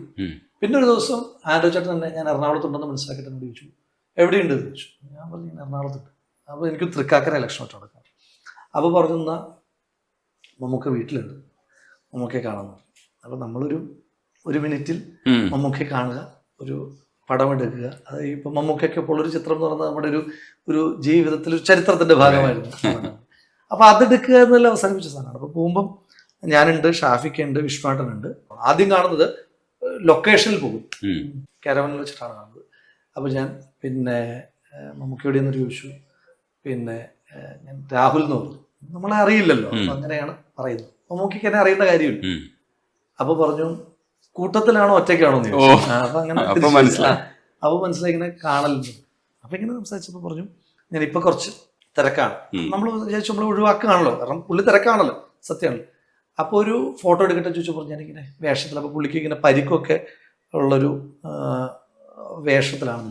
പിന്നെ എടുക്കാം എന്ന് പറഞ്ഞു. അപ്പം നമ്മൾ ആ പിന്നെ വിട്ടു, പിന്നെ നടക്കില്ല. പിന്നെ വൈകുന്നേരം വീണ്ടും വിളിച്ചിട്ട് പറഞ്ഞു വീട്ടിലുണ്ട്, വീട്ടിൽ കാണാൻ. അപ്പം നമ്മൾ അവസാനിച്ചു, മുഖ്യമായിട്ടുള്ള മീറ്റിംഗ് അവസാനിച്ചു എന്ന് പറയുന്നിടത്താണ് പിന്നെ വീട്ടിൽ പോകുന്നു. അപ്പോൾ അവിടെ പോകുമ്പോഴും നമ്മൾ വിചാരിക്കുന്ന ഈ ഫോട്ടോ എടുപ്പിൻ്റെ ഒരു കട വീട്ടിൽ അവസാനിപ്പിക്കുമെന്ന് ചോദിച്ചു. പിന്നെ നമുക്ക് വർത്താനം പറയുന്നത് കുറേ നേരം വളരെ കുറേ നേരം ഇങ്ങനെ മീറ്റിംഗ് നീണ്ടുമ്പോൾ നമുക്കിങ്ങനെ ചർച്ചകൾ കാണാറുണ്ടെന്ന് സന്തോഷം. നമുക്ക് ഇഷ്ടമുള്ള ഒരാൾ നമ്മളെ ശ്രദ്ധിക്കാറുണ്ടെന്ന് പറയുമ്പോൾ ഉണ്ടാകുന്നൊരു സന്തോഷം. അതിനുശേഷം നമുക്ക് നമ്പർ തന്നു, ഞാൻ നമ്പർ വാങ്ങി സേവ് ചെയ്തു, മമ്മൂക്കയും നമ്പർ സേവ് ചെയ്തു. പിന്നെ ഇപ്പോൾ സിനിമയൊക്കെ കാണുമ്പോൾ ഒന്നുമില്ല, സിനിമയുടെ ഇങ്ങനെ മമ്മൂക്കി കാണിക്കുന്നൊരു രംഗം ഉണ്ടാവും. അപ്പം അതിങ്ങനെ എടുത്തിട്ട് ഫോട്ടോ എടുത്തിട്ട് മമ്മൂക്കിക്ക് അയച്ചു കൊടുക്കും. മമ്മൂക്കൊരു സ്മൈലി ആയി. പിന്നെ എന്തെങ്കിലുമൊക്കെ വിശേഷങ്ങൾക്ക് ഇങ്ങനെ വിഷ് ചെയ്യും, മമ്മൂക്ക തിരിച്ച് വിഷ് ചെയ്യും. പിന്നെ ഏതെങ്കിലുമൊക്കെ സിനിമയെ പറ്റി ഒരു ഒറ്റവാചകത്തിലൊരു കമൻറ്റ് ചെയ്യും, മമ്മൂക്ക അതിനോട് ചേർന്നൊരു മറുപടി പറയും. അതെനിക്ക് മാത്രമൊന്നുമല്ല, അത് മമ്മൂക്കയുടെ കയ്യിൽ നമ്പറുള്ള എല്ലാ ആളുകൾക്കും, അതൊരു വലിപ്പച്ചെറുപ്പ വ്യത്യാസം ഇല്ലാതെ, ജൂനിയർ സീനിയർ വ്യത്യാസം ഇല്ലാതെ എല്ലാവരെയും മമ്മൂക്ക ഇങ്ങനെ ശ്രദ്ധിക്കാറുണ്ട്. അപ്പം ഞങ്ങളന്ന് ഇരിക്കുമ്പോൾ തന്നെ ഒരു വളരെ പുതിയൊരു നടനെ മമ്മൂക്ക വിളിക്കുന്നുണ്ട്. മമ്മൂക്ക വിളിച്ചിട്ട് മമ്മൂക്ക പറയുന്നുണ്ട്, എടാ നിന്റെ ഇതേലത്തെ സിനിമ ഇപ്പോൾ രണ്ടാമത്തേതാണ്, ഇനി ഇതേലെ സിനിമ ചെയ്യുന്നു, സിനിമ ഇല്ലെങ്കിൽ ചെയ്യണ്ട എന്ന് പറഞ്ഞിട്ട് അങ്ങനെ. അപ്പോൾ ഞാൻ ആലോചിച്ചു ഇവൻ ഇതൊക്കെ ശ്രദ്ധിക്കാറുണ്ടോ എന്നിങ്ങനെ. കാരണം അയാൾ വേറൊരു ആ മേഖലയിൽ എത്താൻ പറ്റുന്ന പരമാവധി ഔന്നത്യത്തിലാണല്ലോ മമ്മൂക്കയും മോഹൻലാലും ഒക്കെ ഇരിക്കുന്നത്. ലാലക്കും മമ്മൂക്കയും ഒക്കെ എങ്ങനെ നമ്മളെ ശ്രദ്ധിക്കുമോ എന്നൊക്കെ ഉള്ളൊരു ചോദ്യം സ്വാഭാവികമായിട്ടും എല്ലാവർക്കും ഉണ്ടാകുമല്ലോ. അതാണ് ഒരു എക്സ്പീരിയൻസ്, അത് ഒരുപാട് പേർക്കുള്ള എക്സ്പീരിയൻസ് ആണ്. അതെ. ഈ സിനിമ സ്വപ്നമായിട്ട് നിൽക്കുന്നുണ്ട്, അതിൻ്റെ ഒരു ഹൈറ്റിലോ രാഹുൽ എത്തുമെന്ന് ഞാൻ മനസ്സിലാക്കുന്നുണ്ട്. രാഷ്ട്രീയത്തിലെ ഹൈറ്റ് ഇപ്പോൾ പലപ്പോഴും ട്രോളാറുണ്ട്. പല ട്രോളുകളെ കുറിച്ചും ഞാൻ സംസാരിക്കാതെ വിട്ടത്, ട്രോളുകൾ ഓൾറെഡി തന്നെ കിടപ്പുണ്ട്, ഇനിയിപ്പം നമ്മളായിട്ട് അതിനെ പറ്റിയിട്ട് സംസാരിക്കേണ്ടതെന്ന് വിചാരിച്ചിട്ടാണ്. ഈ ട്രോളിനപ്പുറത്തേക്ക് ഇപ്പോൾ രാഹുൽ ഗാന്ധി ഇല്ലെങ്കിൽ നമ്മൾ ഇവിടുത്തെ പല നേതാക്കളെയും നമ്മൾ ചിലപ്പോൾ മാതൃകളാക്കും. ഈ രാഹുൽ ഗാന്ധിക്കും നിരന്തരമായ ട്രോളും അറ്റാക്കും ഒക്കെ കിട്ടുന്ന ഒരാളാണ്. രാഹുൽ മാങ്കൂട്ടത്തിനും ട്രോളും അറ്റാക്കും ഒക്കെ കിട്ടുന്നൊരു ഇതാണ്. പക്ഷെ ചില സിമിലാരിറ്റീസ് നോക്കുമ്പോൾ ചില ലീഡേഴ്സിനെയൊക്കെ നമ്മൾ കണ്ടുപിടിക്കും. ഇപ്പോൾ നെഹ്റുവിയൻ കാഴ്ചപ്പാടിനെയൊക്കെ സ്നേഹിക്കുന്ന ഒരു മനുഷ്യനാണെന്ന് എനിക്ക് മനസ്സിലാവുന്നുണ്ട്. അത് നമ്മളുമൊക്കെ ചെറുപ്പത്തിൽ ഒരു സോഷ്യലിസ്റ്റിക് വ്യൂവിൽ നിന്നിട്ടാണ് നമ്മൾ എല്ലാത്തിനെയും നോക്കിക്കാണുന്നത്. അപ്പോൾ അതിൻ്റെ ഒരു തുടർച്ച എന്നുള്ള രീതിയിൽ ആ മനുഷ്യനെയൊക്കെ നമ്മൾ മനസ്സിലാക്കാനും ഡിസ്കവറി ഓഫ് ഇന്ത്യയൊക്കെ നമ്മൾ പോയിട്ട് വായിക്കാനും ഒക്കെ ശ്രമിക്കുന്ന ഒരു കാലമുണ്ടല്ലോ. ഇതേപോലൊരു അന്വേഷണവും പഠിത്തവും ഒക്കെ പൊളിറ്റിക്സിനെ സംബന്ധിച്ച് രാഹുലിൻ്റെ മനസ്സിലുണ്ടാവും. അത് കുറച്ചുകൂടെ ഒരു വിഷനോടുകൂടി. ഇപ്പോൾ ചില ആൾക്കാരൊക്കെ സംസാരിക്കുമ്പോൾ നമുക്ക് അതേപോലെ സംസാരിക്കണമെന്നും, ശശി തരൂർ ഇംഗ്ലീഷ് പറയുമ്പോൾ ഇംഗ്ലീഷ് പറയാൻ എല്ലാവർക്കും ഒരു മോഹമായിരിക്കും. അപ്പം അങ്ങനെ നോക്കുന്ന ലീഡേഴ്സോ ഇല്ലെങ്കിൽ അങ്ങനെ നോക്കുന്ന ഒരു പൊളിറ്റിക്കൽ സ്റ്റാൻഡോ എന്താണ് അടുത്ത സ്വപ്നം ആ ലെവലിൽ നിന്ന് ചിന്തിക്കുമ്പോൾ? ഒന്ന് പൊളിറ്റിക്സിനകത്ത് ഇങ്ങനെയൊക്കെ ആകുമെന്ന് കരുതിയിട്ട് വന്നൊരാളല്ല. അപ്പം ഞാൻ പറഞ്ഞിട്ടുണ്ട്, എൻ്റെ അച്ഛൻ്റെ കോൺഗ്രസ്സുകാരനാണ്. അപ്പം അച്ഛനോടുള്ള ഇഷ്ടമാണ് നമ്മൾ കോൺഗ്രസ് ആയിരുന്നു. പിന്നെ വായിക്കുന്നു. പിന്നെ KSU ആകുമ്പോൾ നമ്മൾ കോളേജിലൊരു 2-3 വർഷം KSU ആയി നടന്നു. KSU യൂണിയൻ ഭാരവാഹിയൊക്കെ ആയിരുന്നു, അവിടെ അവസാനിക്കുന്നു എന്ന് നമ്മൾ വിചാരിക്കുന്നു. പിന്നെ ഭാരവാഹിത്വം കിട്ടുന്നു. അപ്പോൾ ഭാരവാഹിത്വം കിട്ടുമ്പോഴേ ഇത് കഴിഞ്ഞ് നമ്മൾ അപ്പം അന്നേരമൊക്കെ അധ്യാപകനാവുക, ഹിസ്റ്റോറിയൻ ആവുക എന്നൊക്കെയുള്ള താല്പര്യമായിട്ടിരിക്കണം. അപ്പം ഒരു ഘട്ടത്തിൽ നമ്മളിത് നിർത്തേണ്ടി വരും എന്നുള്ളൊരു രീതിയിലാണല്ലോ പോകുന്നത്. പിന്നെ ഇങ്ങനെ വന്ന് ഇന്നിപ്പോൾ ഒരു ബൈ ഇലക്ഷനിൽ മത്സരിക്കാനുള്ള അവസരം വരെ പ്രസ്ഥാനം നമുക്ക് തരുന്നു. ജനങ്ങൾ, പാലക്കാട്ടെ പ്രിയപ്പെട്ടവർ, പാലക്കാട്ടെ ആളുകളോട് എത്ര നന്ദി പറഞ്ഞാലും, ഒരു മനുഷ്യായുസ് കൊണ്ട് പ്രവർത്തിച്ചാലും മതിയാകാത്തത്ര നന്ദി എനിക്ക് അവരോടുണ്ട്. കാരണം ഞാൻ ചെല്ലുമ്പോൾ ആ തെരഞ്ഞെടുപ്പിന്റെ ഒരു പ്രത്യേകത എന്ന് പറഞ്ഞാൽ ഇത്രയേറെ വ്യക്തിപരമായി ഒരു സ്ഥാനാർത്ഥി, ഒരു മുന്നണി ആക്രമിക്കപ്പെട്ടിട്ടുള്ള, വ്യക്തിപരമാണ് മുന്നണിയും സ്ഥാനാർത്ഥിയും നേരിട്ട് ആക്രമിക്കപ്പെടുന്നൊരു സമയത്ത് ഒരു മൊമെന്റിൽ പോലും ആ മുന്നണിയോ ആ സ്ഥാനാർത്ഥിയോ സംശയിക്കും. അവൻ തുടക്കക്കാരനാണല്ലോ, അതിന് ഒരു പരിഗണനയും ഈ ആക്രമിച്ച ഒരാൾ എനിക്ക് തന്നിട്ടില്ല, വേണ്ട, സാരമില്ല. അപ്പം അതൊന്നും പരിഗണിക്കാതെ പാലക്കാട് ആളുകൾ, അവിടുത്തെ ആളുകൾ ഇപ്പോഴും തന്നുകൊണ്ടിരിക്കുന്ന സ്നേഹമുണ്ട്, ഇപ്പോഴും തന്നുകൊണ്ടിരിക്കുന്ന സ്നേഹമുണ്ട്. ഞാൻ ശരിക്കും പറഞ്ഞാൽ പാലക്കാടിൻ്റെ ജനപ്രതിനിധി എന്ന നിലയിൽ ഭയങ്കരമായി ആസ്വദിക്കുകയാണ്. അവർ തരുന്നൊരു സ്നേഹം പറഞ്ഞാൽ അവസാനിക്കണം. അപ്പം അതുകൊണ്ട് അതുവരെയൊക്കെ എത്തിയതിന് വലിയ കാര്യമായിട്ടാണ് ഞാൻ ഏറ്റവും അധികം വായിക്കുക ആത്മകഥകളും ചരിത്ര പുസ്തകങ്ങളും ഏറ്റവും കൂടുതൽ വായിക്കുക. അല്ലാതുള്ള വായന ഈ പറയുന്ന പോലെയാണ്, സെലക്റ്റീവാണ്. ആത്മകഥകൾ ഒരുവിധം എല്ലാ ആത്മകഥകളും വായിക്കാൻ ശ്രമിക്കാറുണ്ട്. അത് റെസ്പെക്റ്റീവ് ഓഫ് പൊളിറ്റിക്സ് വായിക്കാറുണ്ട്. അപ്പം അതൊക്കെ നമുക്ക് ഈ ആത്മകഥകൾ ഒരു വലിയ പാടാണ്. അപ്പോൾ അവരൊക്കെ കടന്നുപോയിട്ടുള്ള ജീവിതം നമുക്ക് ഭയങ്കരമായിട്ട് അനുഭവമാണ്. ശ്രീമതി ഗൗരിയമ്മ ഭയങ്കര ക്ലാസിക് ആത്മകഥയാണ് ഉള്ളത്. എനിക്ക് ഏറ്റവും ഇഷ്ടമുള്ള ആത്മകഥകളിലൊന്ന് ഒരു ജന്മം, എം ബി രാഘവൻ്റെ ആത്മകഥ ഭയങ്കര മനോഹരമാണ്. അതിമനോഹരമായ ആത്മകഥകളിലൊന്നാണ് എം ബി രാഘവൻ്റെ ആത്മകഥ. അപ്പോൾ അവരുടെയൊക്കെ ഓരോരോ കാര്യങ്ങൾ നമ്മളിങ്ങനെ അത് അനുകരിക്കലോ പകർത്തലോ നമ്മളിവിടെ കഴിയുന്ന കാര്യമല്ല. നമ്മളെങ്കിലും അതിൻ്റെ ഒരു ചെറിയൊരു ഭാഷയിലും എടുക്കാൻ ശ്രമിക്കാറുണ്ട്. പുതിയ കാലഘട്ടത്തിൽ നമ്മളൊക്കെ ഏറ്റവും അധികം മാതൃകയാക്കാൻ ആഗ്രഹിക്കുന്നു ഉമ്മൻചാണ്ടി സാറിന്, ഏറ്റവും അധികം മാതൃകയാക്കാൻ ആഗ്രഹിക്കുന്നു. കാരണം ഒരു ജനപ്രതിനിധി എന്നതിൽ ഒരാളും പൂർണ്ണനൊന്നും അല്ലെങ്കിലും പൂർണ്ണതയിലെ ഏകദേശമെങ്കിലും അടുത്തെത്തിയ ഒരാൾ ഉമ്മൻചാണ്ടി സാറാണ്. അപ്പോൾ ഉമ്മൻചാണ്ടി സാറിന് നമുക്ക് പല പെർസ്പെക്റ്റീവിൽ സംസാരിക്കാൻ പറ്റും. അപ്പം കുറേയേറെ മനുഷ്യന്മാർക്ക് ഉമ്മൻചാണ്ടി സാറ് കാരുണ്യവും കരുതലും ഒക്കെയാണ്, കുറേയേറെ മനുഷ്യന്മാർക്ക്. അപ്പോൾ ഉമ്മൻചാണ്ടി സാറ് മരണപ്പെട്ടിട്ട് അദ്ദേഹത്തിൻ്റെ അവസാന യാത്ര, വിലാപയാത്ര തിരുവനന്തപുരത്ത് ആ വാഹനത്തിനകത്ത് കയറുക എന്ന് പറയുന്ന ചരിത്ര നിമിഷത്തിന്റെ ഭാഗമാകാൻ കഴിഞ്ഞിട്ടാണ്. ഒരു ചരിത്ര നിമിഷമായിട്ട് തന്നെയാണ് കണക്കാക്കുന്നത്. കാരണം രാഷ്ട്രീയ വിദ്യാർത്ഥിക്ക് ഒരു വലിയ ഒരു അധ്യയന യാത്രയാണ്. ആ യാത്രയിൽ തിരുവനന്തപുരത്തു നിന്ന് കോട്ടയം വരെ എത്താൻ ഏതാണ്ട് 1.5 ദിവസം എടുക്കേണ്ടി വരിക. തിരുവനന്തപുരത്തോട്ട് കോട്ടയം വരെ എത്താൻ എത്ര സമയം വേണമെന്ന് അറിയാമല്ലോ. ആ 1.5 ദിവസം കൊണ്ട് എത്തേണ്ടി വരിക എന്ന് പറഞ്ഞാൽ ഇപ്പം എനിക്ക് ഭയങ്കര കൗതുകം തോന്നിയതേ. അപ്പം ഈ വാഹനം എങ്ങും നിർത്തിയിട്ടില്ല. തിരുവനന്തപുരത്ത് നിന്ന് സ്റ്റാർട്ട് ചെയ്തു, കോട്ടയത്താണ് നിർത്തുന്നത്. ഈ വന്നു നിൽക്കുന്ന ആളുകൾക്കൊക്കെ അറിയാം, വണ്ടി നിർത്തി കാണലോ അന്ത്യോപചാരം അർപ്പിക്കലോ ഒന്നും ഇല്ലാന്നറിയാം. രാത്രി 2 മണിക്ക് ഒക്കെ ഇതുവഴിയൊക്കെ പാസ് ചെയ്യുമ്പോൾ മഴയുണ്ട്. മഴയത്ത് ഇവർക്ക് ഒന്നുമേ കാണാൻ കഴിയില്ല. ഈ കാത്തു നിൽക്കുന്ന ആളുകൾക്ക് ഒന്നും കാണാൻ കഴിയില്ല. അകത്ത് നമുക്ക് സങ്കല്പിക്കാം ഉമ്മൻചാണ്ടി സാറിൻ്റെ, കാരണം മഴയാണല്ലോ, ഉമ്മൻചാണ്ടി സാറിൻ്റെ വിലാപയാത്രയാണ് പോകുന്നതെന്ന് നമുക്ക് സങ്കല്പിക്കാൻ മാത്രം കഴിയുമ്പോഴും കുട്ടികൾ, പ്രായമായ മനുഷ്യന്മാർ, ചെറുപ്പക്കാർ, എല്ലാ കാറ്റഗറിയിലെയും ആളുകൾ, ഇറസ്പെക്റ്റീവ് ഓഫ് പൊളിറ്റിക്സ് വരെ ആളുകൾ വന്ന് വഴിയിൽ നിൽക്കുകയാണ്. അത് ഒരു വലിയ പാഠമാണ്. ആ മനുഷ്യൻ അദ്ദേഹത്തിൻ്റെ ജീവിതം കൊണ്ട് പലരുടെ ജീവിതത്തിൽ ഒരു ഒപ്പിലൂടെയെങ്കിലും സ്പർശിച്ചതിൽ ഉദാഹരണമായിട്ടാണ് ആളുകളോട്. അദ്ദേഹത്തിന് ഒരുപാട് തീരുമാനങ്ങളുണ്ടല്ലോ, അതിന് ബെനിഫിഷ്യറീസ് ആയിട്ടുള്ള ഒരുപാട് ആളുകൾ. അപ്പം അന്ന് വന്നിട്ടുള്ള എത്രയോ അനുഭവങ്ങൾ. ഇപ്പോൾ കോക്ലിയർ ഇംപ്ലാന്റേഷൻ സർജറിക്ക് സർക്കാർ പണം, ശ്രുതി തരംഗം പദ്ധതി ഉണ്ടാകുന്നതിൻ്റെ കാരണം കണ്ണൂരിലൊരു കമ്മ്യൂണിസ്റ്റ് പശ്ചാത്തലമുള്ള ഒരു അമ്മ, ആ അമ്മ വിധവയായ ആ അമ്മയുടെ ഏക മകൻ്റെ ആരോഗ്യ പ്രശ്നത്തിന് ഒരു പരിഹാരമായി പുതുപ്പള്ളി MLA മാത്രമായ ശ്രീ ഉമ്മൻചാണ്ടി, അന്ന് കേരളത്തിലെ പ്രതിപക്ഷ നേതാവ് കൂടിയാണ്, പ്രതിപക്ഷ നേതാവിനെ വിളിച്ചൊരു ഫോൺ കോളാണ് പിന്നീട് ഭരണാധികാരിയാകുമ്പോൾ കോക്ലിയർ ഇംപ്ലാന്റേഷൻ സർജറി ആയിട്ടൊരു സർക്കാർ രൂപാന്തരപ്പെടുന്നത്. ഇതടക്കമുള്ള അനുഭവങ്ങളുടെ ഭാഗമായ മനുഷ്യന്മാരാണ് ഈ വന്നിരിക്കുന്നത്. ഒരു എക്സ്പീരിയൻസ്.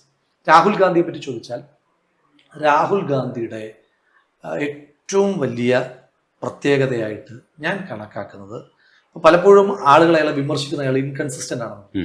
അയാൾ കൺസിസ്റ്റന്റ് ആണ്. ഇപ്പൊ നമ്മൾ രാഹുൽ ഗാന്ധിയെ പിന്നെയും പറയുന്നുണ്ടല്ലോ, രാഹുൽ ഗാന്ധി ശരിയാണ്, രാഹുൽ ഗാന്ധി മാറി എന്നൊക്കെ പറയാറുണ്ട്. സത്യത്തിൽ രാഹുൽ ഗാന്ധി അല്ല മാറിയത്. നമ്മൾ രാഹുൽ ഗാന്ധിയെ കാണുന്നത് പെർസ്പെക്റ്റീവിൽ, ഔട്ട്ലുക്കിൽ നമുക്ക് മാറ്റം വന്നാണ്. അയാൾ ഡേ 1 തൊട്ട് പറയുന്ന ഒരേ കാര്യമാണ്. ചിലപ്പോൾ അതിനോട് നമുക്ക് എല്ലാത്തിനും യോജിപ്പുണ്ടായിരിക്കില്ല. ഇപ്പം എന്താ പറയുക, ഇപ്പം അംബാനിയുടെ മകന്റെ വിവാഹത്തിന് പങ്കെടുക്കാതെ അയാളോട് ദാബയിൽ പോയിരിക്കുന്നു, ഭയങ്കരമായ വിമർശനം ഉണ്ട്, എന്തിനാണ് അങ്ങനെ ചെയ്യുന്നത് എന്ന് ചോദിക്കും. അയാൾക്ക് അയാളുടെ ഭാഗത്ത് റൈറ്റ് ഉണ്ട്. അയാൾ എതിർത്തുകൊണ്ടിരിക്കുന്ന ക്രോണി ക്യാപിറ്റലിസത്തിന്റെ ഭാഗമാകാൻ അയാൾ ആഗ്രഹിക്കുന്നില്ല. അതയാൾക്ക് നിലപാടെടുത്തൂടെ? ഇപ്പം ബാക്കിയുള്ളവരെന്താ ചെയ്യുക? ബാക്കിയുള്ളവർ ചെയ്യുക, അംബാനിയെ എതിർക്കുന്നു, എന്നിട്ട് അംബാനിയുടെ മകന്റെ കല്യാണത്തിന് പങ്കെടുക്കുന്നു. രാഷ്ട്രീയമായാലും അങ്ങനെയൊക്കെ ആകാമെന്നുള്ളൊരു നിർവചനവും, നമ്മൾ രാഷ്ട്രീയക്കാരായാലും ഇങ്ങനെ ആകണം എന്നൊരു കൺവെൻഷൻ കൂടെ പറയും. ആരെ കൺവെൻഷൻസ് വെക്കുന്നുള്ള പ്രശ്നം, അയാൾക്ക് അതിനോട് താല്പര്യമില്ല. ഇപ്പൊ അംബാനി അദാനി മിണ്ടാതിരുന്നാൽ കോടികൾ കോൺഗ്രസിന്റെ തെരഞ്ഞെടുപ്പ് അക്കൗണ്ടിലെത്തും. മിണ്ടാതിരുന്നാൽ മതി. അംബാനിക്കെതിരായി അദാനിക്കെതിരായിട്ട് ഒരു വാക്ക് മിണ്ടാതിരുന്നാൽ കോടാനുകോടി എത്തുമ്പം വലിയ സാമ്പത്തിക പ്രതിസന്ധി നേരിടുന്ന ഒരു പാർട്ടി, ആ പാർട്ടിയുടെ ഫേസായ നേതാവ് കൺസിസ്റ്റന്റ് ആയി അയാൾ തിരിച്ചറിയുകയാണ് ക്രോണി ക്യാപിറ്റലിസമാണ് റൈറ്റ് വിങ് പൊളിറ്റിക്സിന്റെ ഏറ്റവും ബേസ് ഫണ്ടമെന്റൽ, ഫാഷിസത്തിന്റെ ഫണ്ടമെന്റൽ അതാണെന്ന് പറഞ്ഞിട്ട് അറ്റാക്ക് ചെയ്യുകയാണ്. അതിൽ കൺസിസ്റ്റന്റ് ആണ് അയാൾ എടുത്ത എല്ലാ നിലപാടുകളും. അയാൾക്ക് അയാളുടെ സെക്യുലറിസം അൺക്വസ്റ്റ്യനബിൾ, ചോദ്യം ചെയ്യാൻ പറ്റാത്ത മതേതര നിലപാട്. അത് നെഹ്റുവിന്റെ ഡിക്റ്റോയാണ്. നെഹ്റു ഒരു തീരുമാനം എടുക്കുമ്പോഴും അയാൾക്ക്, നെഹ്റുവിനെ നമ്മൾ വായിക്കുമ്പോൾ നെഹ്റു അദ്ദേഹത്തിന് ഒരു തീരുമാനത്തിലും അദ്ദേഹത്തിന്റെ മതേതര സെക്കുലർ ക്രെഡൻഷ്യൽ അദ്ദേഹത്തിന് തന്നെ സംശയമില്ല. സെക്കുലർ ക്രെഡൻഷ്യൽ സ്വന്തമായി സംശയമില്ലാത്ത മനുഷ്യന്മാർക്ക് അയ്യോ ഞാനിത് ചെയ്താൽ ഞാനൊരു മതേതരവാദി എന്നുള്ള എൻ്റെ ഒരു ഇമേജ് പോകുമോ എന്ന ചിന്തയില്ലാത്ത മനുഷ്യന്മാർക്ക് കിട്ടുന്ന അവരവരുടെ കലർപ്പില്ലാത്ത മതേതരത്വത്തോട് കിട്ടുന്നൊരു കോൺഫിഡൻസ്, ആ കോൺഫിഡൻസ് രാഹുൽ ഗാന്ധിയിൽ കാണാൻ പറ്റും. പിന്നെ പുതിയ കാലഘട്ടത്തിലെ എല്ലാ നേതാക്കന്മാരും അവരവരുടേതായ പ്രത്യേകതകളുണ്ട് ഓരോരുത്തർക്കും. അതെല്ലാം നമ്മൾ സീനിയേഴ്സിന്റെ എല്ലാം പകർത്താൻ ശ്രമിക്കാറുണ്ട്, പഠിക്കാൻ ശ്രമിക്കാറുണ്ട്.